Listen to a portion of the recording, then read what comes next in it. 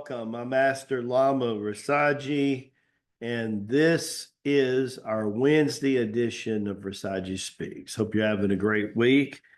Remember, there's no gathering today, nor will there be on Saturday. We're en route, the team, for the tour in Asheville, and hope that we will see you there either live or on streaming. Today's title is The Snake's Reign. Spring clean your soul to fresh starts and spiritual growth, right? It's kind of interesting, the element of the snake. Definitely, we're in a yin cycle right now. I've had a lot of people tell me that some days they got energy, some days they have little to no energy. Well, normally think of a 24-hour cycle. And when things are balanced, most of the time in the yang cycle, especially if we're in a yang year like last year, the year of the dragon, which this year is the year of the snake, as you know. You'll sleep 6 to 8 hours, you'll wake up, you're refreshed, and you're ready to go.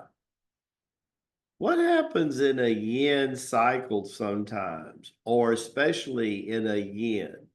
See, the zodiac of the character is based on the solar energy of the year.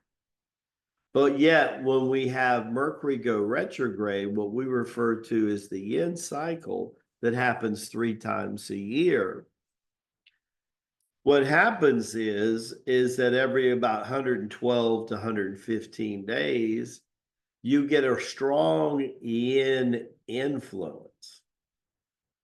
Have you been getting enough proper rest? What happens is sometimes 24-hour cycles turn into 48-hour cycles. What do you mean, Lama Chi? Well, how many times have you heard Lama Ji said, when you're practicing Tai Chi Gung, there are 3 things you absolutely can count on through every session and at the end of every practicing session.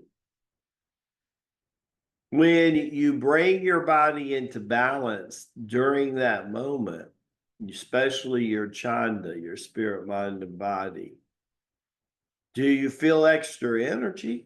If you do, go share it. If you're hungry, then go eat. And if you're tired and you feel like you could use some sleep, go get some rest. And so in the yin cycle, sometimes we need a little bit more rest. And in the yang cycle, wouldn't it make sense that we have a tendency to be a little bit more active? And in between the rest periods, even in the yin cycle, you can feel enormous amount of energy. But see, because we're so conventionally conditioned, we don't honor the symptoms of our body. We don't trust them because we look through the sieve of conventionality. Take yourself out of conventionality. Take yourself off the 24-hour clock. Shouldn't we be eating when we're hungry? Shouldn't we be resting when we're tired? Shouldn't we be sharing energy when we have a lot more energy? Instead of being trapped by this 3D dimensional thing we call the clock. Right? Maybe try to figure that one out and see if that makes a lot more sense to you, and treat the rest of this shadow of retrograde that we're now moving into retrograde the next 3 to 4 weeks. Pay attention to your spirit, mind, and body, and don't try to compare the yin to the yang.